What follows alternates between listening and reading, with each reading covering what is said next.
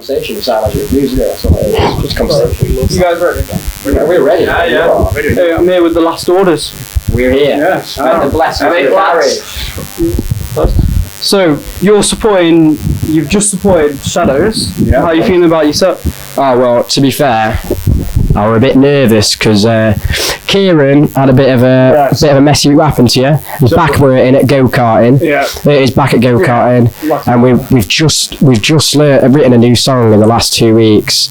And we didn't think we were going to be ready. Yeah. We were meant to practice every day this week. We practiced like once, so we were a bit scary. We smashed it out. We smashed it, I think. For our second gig, not all bad at all.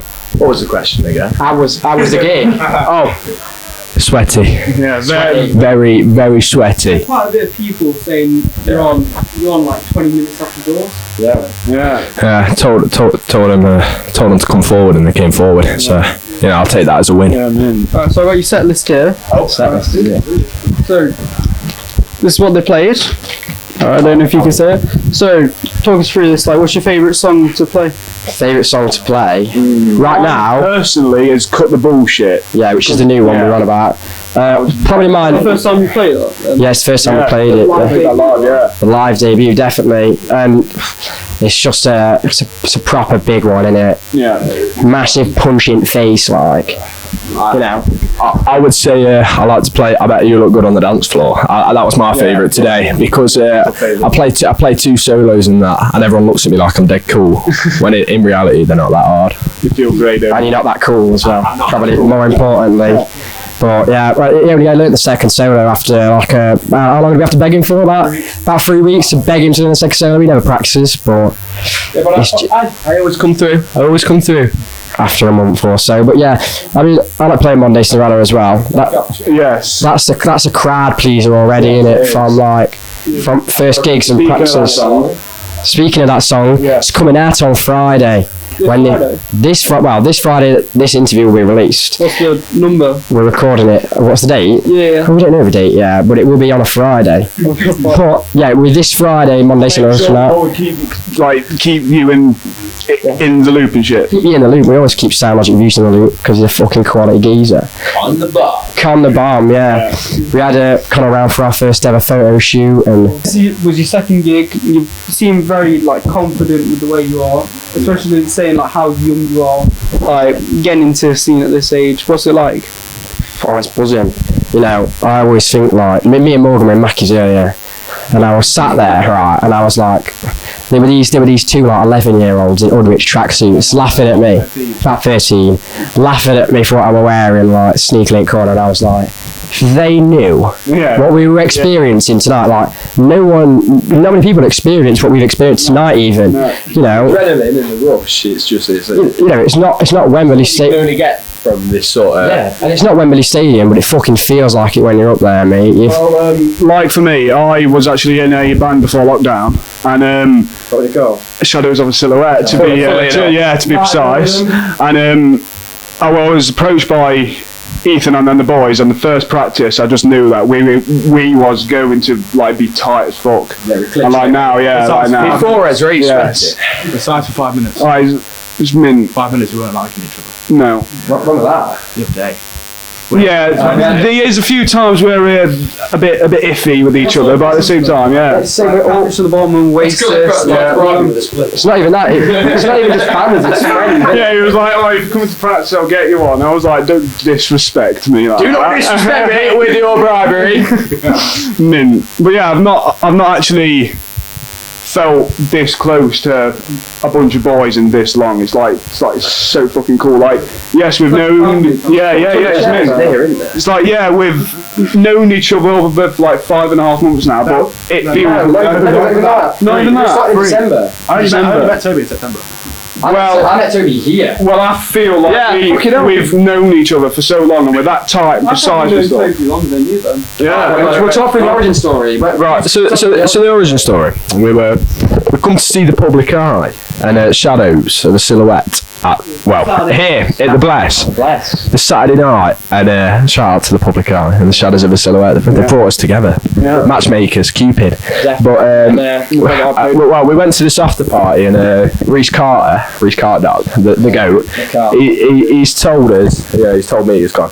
Oh, Ethan, he's looking to start. Well, a that's band. not actually how it happened. He went, "Oh, do you know I play guitar as well, bro?" And then Reece went, "Oh, Ethan's trying to start a band." I was trying for fucking ages, and that were killer for me because the songs that I'd written most of our songs before we got together. Yeah, because you played an acoustic thing, Spoiling Shadows and Blooms. Yeah, At the and I played most of the songs from our set list today, and I was like, I think our songs are fucking decent, and no one wanted to join a band with me. And then I seen that Pete Doherty had to wait outside Carl Barrett's University every day for months to get him to join a band. Yeah. That's the only thing that fucking kept me going. It's not often stuff fall into place as easy as it has for us, if you know what I mean, because like you was a fan of Shadows, I came to watch them, and then in turn I met you outside. We didn't actually know about starting a band yet, and we got on, and then like I think it was a week later. It was the same night. Oh yeah. I'd met Kieran at a Shadows gig at the Keys in Ripley, and we were like we were just talking away there, and I didn't even know his name or nothing. And I was out with Reece and Nathan after, and they went, "Oh, you should get Kieran in." He was our old drummer, and I messaged him that night, and he was like, "Yeah, bro, I was talking to you outside." But I was bladdered, so I didn't remember it. But Both were, pal. But Like, Kieran weren't even the original idea of the drummer. Should we name drop? No name drop, but we had I'm sat right here, you know. I know, yeah. But yeah, he never came to practice, but we knew we weren't the one. But Morgan, we had a bass player. I found him on like a Find My Band page on internet or something. That's how desperate I was getting. And I said to Toby, I was like, "Fuck, the bass player's left because he's 25 and you're 17," and he went into it. So he just like, "Oh, I know a bass player." Just added Morgan out of nowhere, and he's fucking best one at band. It was what do you call it? The unknown drummer. After the Public Eye gig, you were like, "Do you want to come PMT in Nottingham with me?" Yeah. Hit me up and you told it where I go. And you were like, "Do you want to come back to my house for a And the chat?" customer service was fucking terrible in there. I went in, I was like, "Oh, I need an amp." They were like, "What kind of thing are you looking for?" I was like, "I don't know, I'm just trying to find my sound." He was like, "Well, you can't try out fucking amps in shop, cunt. I'll try them if I want to." You know what I mean? I've done it. Yeah, but I I actually first met you as a guitarist. Toby added me as a guitarist. It was weird. I was a prick as well at group chat. You are a fucking prick. I was like trying to write a song. We're all pricks, that's why we get on. Yeah, I was trying to write a song and I was sending voice notes in group chat, and Morgan didn't like me. But yeah, I mean, I'm happy with songs we've got so far. I think we've got some belters in there, some crowd pleasers. Got about 7 original songs so far. It's like every 2 months. That's like a year and a month's releases. Which Might be 8 one's your now. favourite of the ones you've written yourself? I don't know. Probably. I don't. Well, Cut the Bullshit is a brand new one, and it's so fun to play because we've not played it many times. You know what I mean? So it's still fresh. But I love all of them. Coming Back to You, which is the first song I ever wrote. Like, Cut the Bullshit, like when I heard that today, like 5 minutes ago, like I was listening to that and I was like, that feels like a professional song. Like it feels like the type of thing you go on like an indie like playlist and press shuffle. That's high praise. But that was Kieran's drumming's excellent on that track. But like, I do try me there. we wrote that song together. It's the first song we wrote together, and we worked through it from start to finish. You know, we were like, how are we going to do it? How are we going to intro it? How are we going to do this? I had a build up in there and that.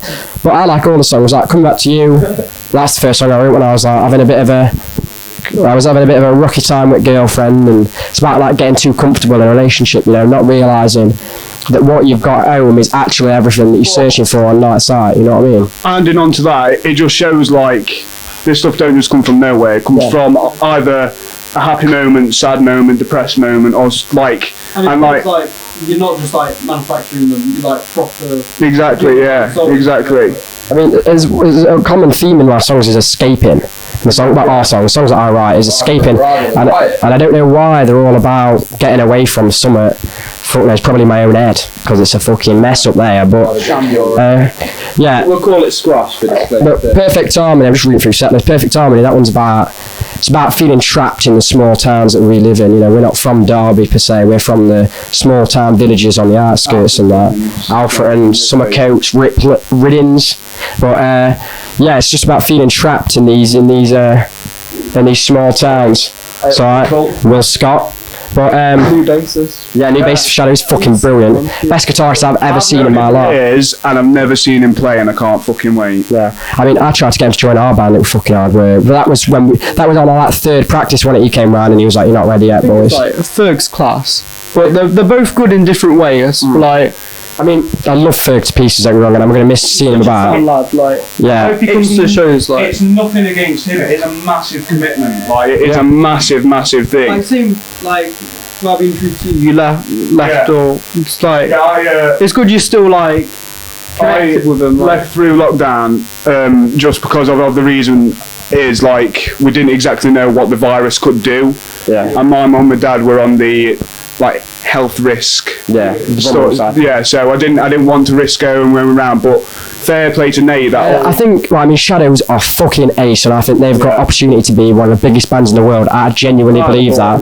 But I feel like they're going to be Rock City within next year. By I- 2025, they're going to be O2 Academy tour. I mean, they sold out 2 nights as the best. But I think with Kieran, 300 tickets. is, I mean, I thought when I first met him, you fucking Mr. Tricky, mate. These are a sick band.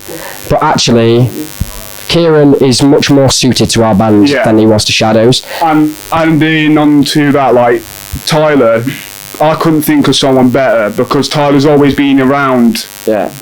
Like, He's a metal drummer as well. Yeah, isn't he? So exactly. And he Oh. played for years, and he's such a sick player. It's- Shackled. it's so hard to find people that are committed, and I mean people that will give it some on stage like fucking like Tyler does. Never seen a drummer that is engaging as him. I am, even on big stages. You know what I mean? He's insane. He is, He doesn't care about anything. Like, he goes there, he does it. He's doing it for fun at this point. Like, And his he's fucking signature 46 cap, the Doctor. oh yeah, he always wears that. I was gonna get Nathan and Reese one for Christmas, but I was skint as always. Oh, bloody hell. But yeah, I mean Modern Day Cinderella is coming out on Friday. Pre-save links in the bio, I'd imagine by now. But that song's about the kind of girl that when you're with her, you think that she's the bollocks. Yeah, but she's actually everywhere. Dyed blonde hair. Yeah. Stay away. Polly dresses and Air Force Ones. Bitch, a Yeah. basic bitch. But when you're with her, you think that she's the bee's knees. Oh, yeah. But actually, when you take a step back after the relationship's ended, there's about 15 of them in here tonight, you know what I mean? But that's what that song's about. Make sure you give it a listen when it comes out, because it's definitely a people Just gotta say, pleaser. mate, we appreciate that you fucking gave us this time to. Yeah, to promote this, Yeah. you know? Yeah, so if you can make a band of bassist, drummer, guitarist, singer from any band dead or alive, would it be? So we get one of choose each. in a role, yeah. Yeah, So, so yeah. you just do it like We do one each? Yeah. Right, so cool, I'm going to go John Lennon. Drums, it's a bit tough because I'm into different stuff. So I'd say Corey Taylor, rest in peace, from Slipknot, or Dave. No, Joey Jordison. Joey Jordison. My bad. Fucking hell. Fuck's sake. Or Dave Grohl, which is of course the lead singer of Foo Fighters, but also done an album with Queen of the Stone Age and Nirvana. You've got 2 amazing songwriters in the band already. Exactly, yeah. these crooked vultures as well. I honestly believe that they are better. Guitarist, I would have to go John Squire. And I know this is weird. This is a weird combination, but Kirk Hammett. Kirk Hammett and John Squire. We're wrapping it up, getting kicked out of here. Right. Yeah, big bass player. Pre-save. What, is this all for the same band? Oh, All for the same. Oh, what, in this one band? Yeah. Oh. Big belter. Jamie Johnson, the guy in the Temptations. I think that's his name, some shit like that. Yeah. Cool we guy. got Kirk Hammett and Kirk Hammett. Jamie Johnson together. Do you know what I Gonna mean? make a madness there. Right. But It's been a anyway, pleasure, mate. let's wrap this up. Give us an outro. So it's been the Last Orders at the Bless, second gig ever. Yes. Yeah.